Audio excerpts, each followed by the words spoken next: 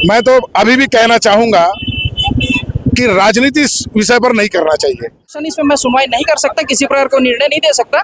आप इसमें जो भी सुनवाई कराना चाहते हो, नया कोर्ट बिलासपुर में जो क्षेत्राधिकार रखने वाला न्यायालय है उसमें जा सकते हो, वहाँ सुनवाई। धर्म में विश्वास करने वाला हो, सब लोगों को यहाँ पे शांति से रहने का और जीने का अधिकार हमारा संविधान ने हमें सबको दिया है। गैर कानूनी है और गैर संवैधानिक है, इसलिए बेल नहीं, इसको इस केस को रद्द करने का मांग हम कर रहे हैं। गवर्नमेंट की पूरी दायित्व है, ये लॉलेसनेस है यहाँ छत्तीसगढ़ में, ईसाइयों के ऊपर एक जबरदस्त टारगेटेड हमला है।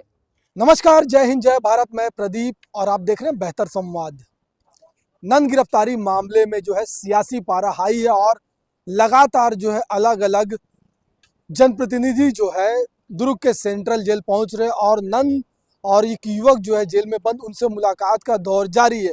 इसी कड़ी में आज जो है वृंदा कारात जो है वो पहुंची हुई थी और उनके साथ एनी राजा जो है वो पहुंची हुई थी। उनके साथ एमपी और अलग से जो जनप्रतिनिधि उनके साथ आए हुए थे, तमाम जो लोग थे बारी बारी से जो नंद से भी मुलाकात की और जेल में बंद जो युवक है उनसे भी मुलाकात की है।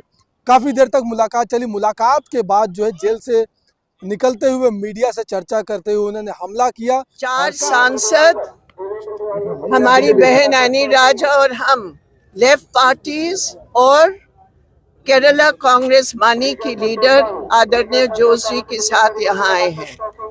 जो हमने देखा, जो हमने सुना, हम बहुत डीपली डिस्टर्ब्ड है। जो यहाँ एक नकली बनाई गई केस के ऊपर 2 सिस्टर्स, 2 नन्स जो सालों से गरीबों के बीच रहकर काम कर रहे हैं, ये छत्तीसगढ़ गवर्नमेंट और बीजेपी की संकीर्ण एजेंडा के तहत आज जेल में डाले गए हैं। उनकी तबीयत भी खराब है, उनकी आर्थराइटिस है, बुखार है, उनको जमीन पर सुलाया जा रहा है। और आज ये हालत है कि ये नन्स को ये सवाल पूछना पड़ रहा है कि उनके ऊपर बजरंग दल वालों ने आरोप लगाया कि वो विदेशी हैं। ये क्या हो रहा है हमारे देश में?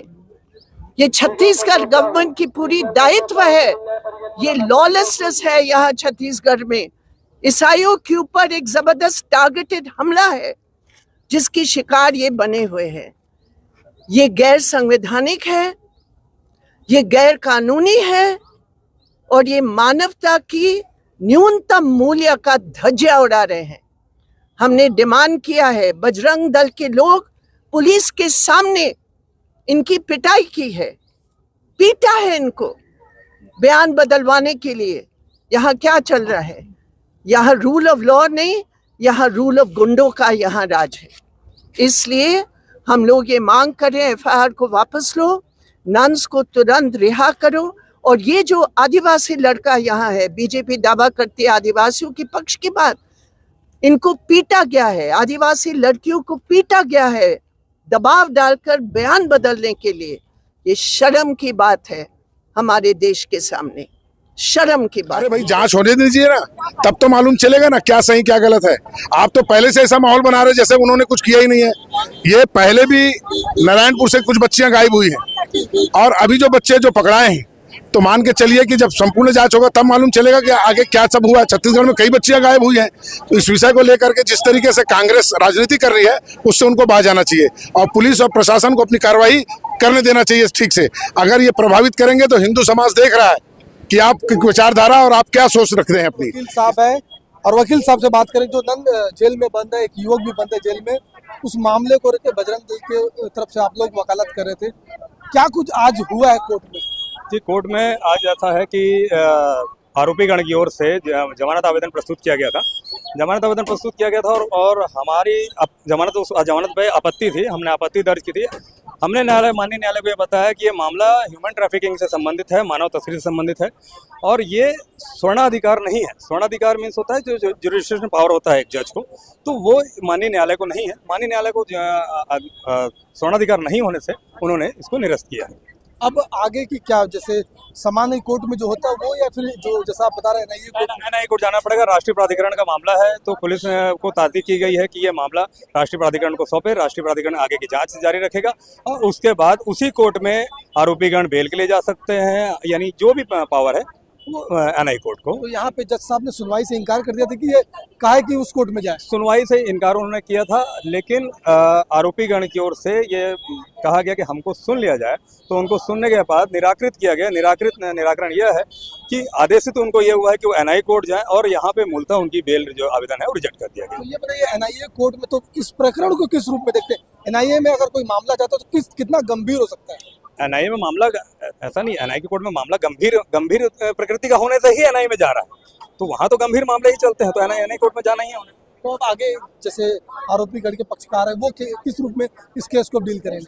आरोपीगण के पक्षकार को देखिए सर, इस देश में सभी को अधिकार है ऊपर अपील करने का। यहाँ उनको अगर लगता है कि यहाँ उनकी जमानत आवेदन प्रस्तुत किए थे वो निरस्त कर दिया गया है, तो स्वाभाविक बात है अपीलेट कोर्ट को पावर रहता है, और यहाँ पे जो एनआईए कोर्ट है उनको पावर है, तो एनआईए कोर्ट में जाएंगे आगे की कार्रवाई है। कितने दिनों की प्रोसेसिंग है ये पूरा? प्रोसेसिंग विवेचना पूर्ण होने पर रहती है, 15 दिन का ड्यूरेशन टाइम रहता है और उस 15 दिन में करना है। पुलिस कितने दिन में विवेचना पूर्ण करती है ये पुलिस के ऊपर है। अपना परिचय बताइए। कोर्ट का फरमान ये है कि अगर जुडिशरी में बात करें तो माननीय न्यायालय ने सिर्फ यही कहा है कि ये जो प्रकरण है मानव तस्करी संबंधित, इसमें सुनवाई का क्षेत्राधिकार हमारे न्यायालय को प्राप्त नहीं है, इसलिए आप संबंधित क्षेत्राधिकार रखने वाले न्यायालय में जाकर पिटीशन लगाइए और सुनवाई वही होगी, हम नहीं कर सकते सुनवाई। आगे किस तरह की बात होगी, जिस तरह की सभी चर्चा ये जहां भी जाएंगे हम आपत्ति करेंगे, वहां अपनी बात को रखेंगे, हिंदुत्व की बात को रखेंगे और जो लीगल पॉइंट ऑफ व्यू है उस पर हम लड़ते रहेंगे। किस तरह का गंभीर मामला समझते हैं छत्तीसगढ़ में पहली बार ऐसा बड़ा? सर ये स्पेशल कुछ एरिया को लेके वहाँ के जो निर्धन व्यक्ति हैं, गरीब व्यक्ति, उनको टारगेट किया जा रहा है, इस पे आवाज उठनी चाहिए। छत्तीसगढ़ सरकार को इसमें आवाज उठानी चाहिए।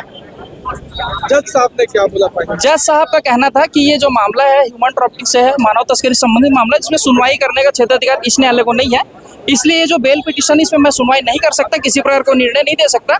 आप इसमें जो भी सुनवाई कराना चाहते हो एनआईए कोर्ट बिलासपुर में जो क्षेत्राधिकार रखने वाला न्यायालय है उसमें जा सकते हो, वहाँ सुनवाई करा सकते हो। एनआईए कोर्ट में क्या कुछ ये बेल पिटीशन लगाएंगे, आरोपी के जो अधिवक्तागण है या आरोपीगण जैसा भी उनके निर्देश वो कार्य करेंगे और उसमें हमको जब जानकारी होगी तो हम उसमें आपत्ति भी दर्ज करेंगे। अब इसे समय तो नहीं बोल सकते, लेकिन हाँ ये तो है कि हम वहाँ भी आपत्ति करेंगे और आपत्ति करने के लिए हमेशा हर समय खड़े रहेंगे। हम मामला कोर्ट के सामने है, हमें पूरा विश्वास है कोर्ट का प्रोसीडिंग्स पे।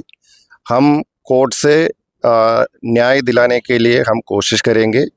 जो भी ये पूरा मामला जो है कोर्ट इसका पूरा देख लेंगे और फिर फाइनल फैसला वहाँ से होगा, तो हम उसके लिए हम वेट कर रहे हैं। हमें हमारा इतना ही मकसद है, इनको न्याय मिलना चाहिए, क्योंकि इनका जो मानना है और इनका जो काम करने का तरीका है, ये ऐसे कोई धर्मांतरण या ऐसे कोई ह्यूमन ट्रैफिकिंग करने वाले लोग नहीं है, क्योंकि ह्यूमन ट्रैफिकिंग करने के लिए तो ये ऐसे कपड़ा पहन के तो आएगा क्या।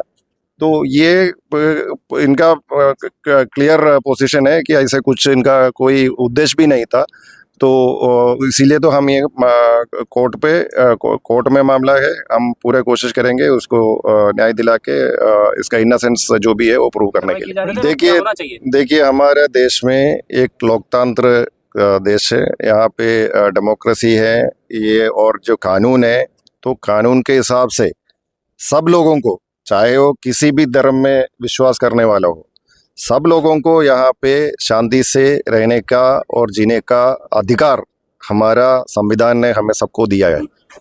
तो वो कानून के हिसाब से हम सब चल रहे हैं, और जहाँ भी अब वो इसमें हम किसी के ऊपर अटैक नहीं होनी चाहिए, चाहे वो माइनॉरिटी हो चाहे वो मेजॉरिटी हो, किसी के ऊपर किसी भी तरह की अटैक नहीं होनी चाहिए। अगर कोई शिकायत है तो उसके लिए यहाँ पे पुलिस है, देश में कोर्ट है, तो जो भी शिकायत है उधर उसके सामने जाना चाहिए, उधर से फैसला हो जाएगा। क्योंकि इसीलिए हम बार बार ये कह रहे हैं कि हमें पूरा विश्वास है इस पे। Thank you.